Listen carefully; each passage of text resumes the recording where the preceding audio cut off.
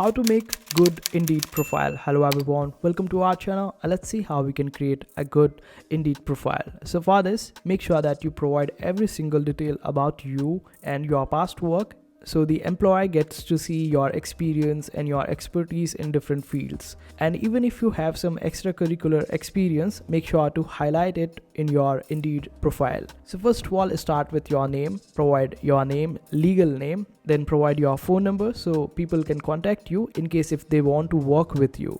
Then add your location, and after that you can either upload your resume that you already have, or you can build one using Indeed resume. So just simply click on this option of upload resume in order to select the file on your device and upload it. And in case if you want to build with Indeed resume, just simply click over here. This way you would be able to do it. And when you scroll further, you will be able to find different options like qualification, job preference, and you can also hide some jobs with particular details using this particular option.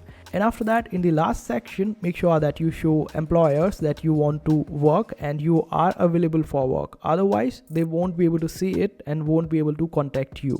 So after providing all these details, you would be able to get the references from different people. Make sure that you provide the details as much as possible over here and make your profile stand out from rest of the people out there.